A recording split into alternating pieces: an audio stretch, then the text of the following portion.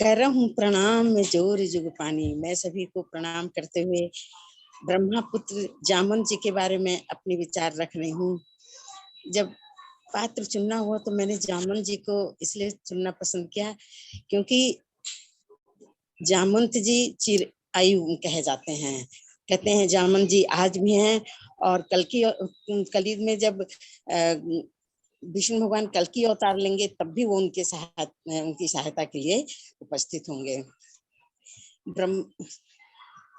जामवंत जी ब्रह्मा जी के और पुत्र हैं और ब्रह्मा जी ने जामवंत जी को उसमें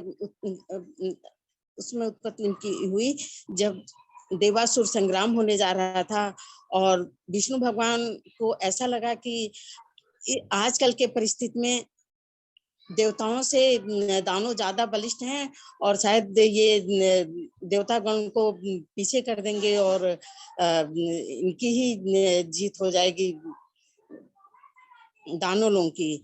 तो उनके इस शंका के समाधान के लिए ब्रह्मा जी ने एक अलौकिक पुत्र की उत्पत्ति की जो कि अकेले ही कितनों लोगों पे भारी हो सकते थे। उस समय उतना शक्तिशाली कोई नहीं था और उस समय उन्होंने देवताओं को विजय दिलाई है। और ब्रह्मा जी ने भगवान विष्णु से कहा कि आप पृथ्वी पर जब जब अवतार लेंगे तो ये मेरे पुत्र जामन जो हैं आपके सहायक होंगे। तो जब भगवान त्रेता युग में आए हैं और माता सीता की खोज में निकले हैं तब उस समय इनका मिलन होता है भगवान राम से।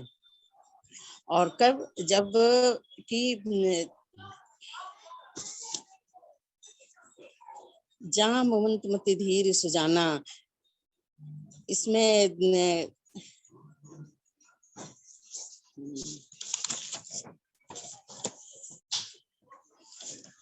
जामवंत अंगद दुख देखी कही कथा उपदेश विशेषी तात राम कहूँ नर मुनि मानहु निर्गुण ब्रह्म अजित यजमानहु। जब सब लोग माता सीता की खोज के लिए निकलते हैं और निर्धारित समय में सीता जी का पता नहीं लगा पाते हैं तब ये जामन जी कहते हैं कि आप लोग दुखित मत होइए क्योंकि ये भगवान कोई सामान्य इंसान नहीं है बल्कि ये निर्गुण ब्रह्म है और हम लोग को ये लाभ मिला है कि हम इनको प्रत्यक्ष देख रहे हैं।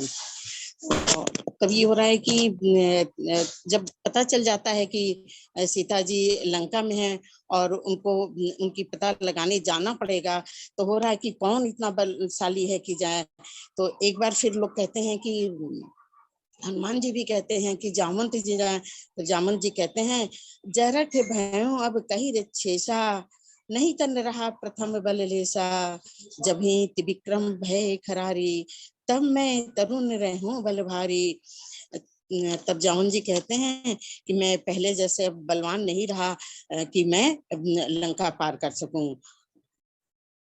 कही रीचपति सुन हनुमाना काच प्रसाद रहा बलवाना पवन तने बल पवन समाना बुद्धि विवेक विज्ञान समाना। तब जामवंत जी ही हैं हनुमान जी को जो कि अपनी शक्ति को भूल से बैठे थे और उनको नहीं ध्यान है कि वो इतने शक्तिशाली हैं। तब जामवंत जी कहते हैं कि काच प्रसाद रहा बलवाना पवन तने बल पवन समाना। और आप बहुत बलवान हैं, पवन के पुत्र हैं और पवन के समान ही हैं आप। सीता जी की पता लगाने के लिए समुद्र को पार कर सकते हैं। कौन उस काज कठिन जग माही जो नहीं होए तात तुम पाही राम काजी लगी तो अवतारा सुनते हैं भय पर्वताकारा। और जामन जी की इस बात को सुनकर हनुमान जी पर्वताकार हो जाते हैं। हनुमान जी की बात सुनकर जौन जी ने पुनः नीति का पालन करते हुए कहा नहीं।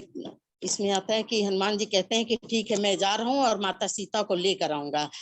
तब जामन जी कहते हैं नहीं तात इतना मत करना, इतना करहूं तात तुम जाई सीते ही देख करहूं सुधाई तब निज भुजबल राजीव नैना कौतुक लाग संग कपि सेना।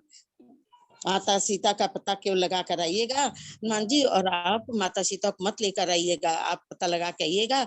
उसके बाद भगवान जी जाएंगे और हम लोग के सबके सहयोग से, हम लोग तो खैर नाम मात्र के रहेंगे, और वो खुद माता सीता को लेकर आएंगे। जामवंत के वचन सुनाए सुहाए, सुन हनुमंत हरषिए भाई, जब लग मोहि परख तुम भाई, सही दुख कंद मूल फर खाई। जामवंत के इस वचन को सुनकर हनुमान जी बहुत प्रसन्न हुए। जामवंत बहुत प्रसन्न हुए। तब हनुमान जी जाते हैं और सीता माता का पता लगा कर आते हैं। जब पता चल जाता है कि सीता माता वहां हैं, फिर होता है कि समुद्र के उस पार कैसे जाया जाए, समुद्र तो इतना विशाल है। तो फिर होता है उस जब लोगों को एक तरह से रास्ता नहीं मिलता है, फिर भगवान थोड़ा क्रोधित होते हैं और समुद्र रास्ता देने को तैयार हो जाते हैं। उस समय फिर उस पे मार्ग कैसे बने, तो उस जगह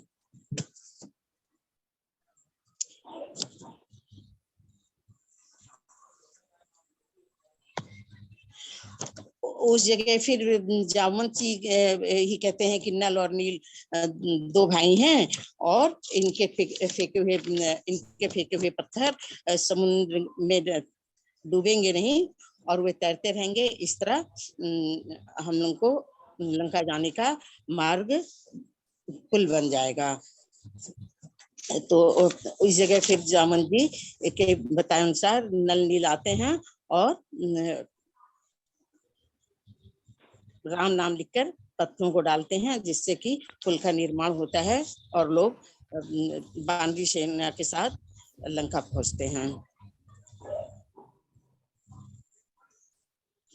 जब वहाँ युद्ध हो रहा है, सब कुछ ठीक है, चल रहा है युद्ध, कोई परेशानी नहीं है, लेकिन फिर जब मेघनाथ द्वारा लक्ष्मण जी को शक्ति बाण लगती है, तो फिर उस समय विकट स्थिति आती है कि अब क्या किया जाए। हालांकि वो तो भगवान थे, उनको कोई परेशानी नहीं थी, लेकिन उनको तो इंसान जैसे अपना कार्य करना था। तो जब सभी लोग परेशान होते हैं, उस समय फिर जामवंत जी प्रकट होते हैं, आते हैं और कहते हैं, जामवंत कह वैद सुसेना, लंका रही रही को पठई लेना, धरि लघु रूप गयो हनुमंता, आनो भवन समेत तुरंता। जब जामवंत जी बताते हैं कि हाँ एक सुसेन नाम के वैद्य रहते हैं, और उनको हर हर समस्या का, हर बीमारी में औषध देना आता है, तो हनुमान जी को भेजा जाता है। वो सूक्ष्म रूप में जाते हैं और वैद्य सुसेन जी को उनके घर के साथ ही लेते आते हैं कि जाने कौन सी औषधि की जरूरत पड़े। इस तरह भगवान राम के कठिन जो परिस्थिति है, लंका जाना और माता सीता का पता लगाना, लक्ष्मण जी का मूर्छित होना, उनके लिए वैद्य को लेकर आना, हर जगह जामवंत जी सही मार्ग का निर्माण करते हैं। जय श्री राम।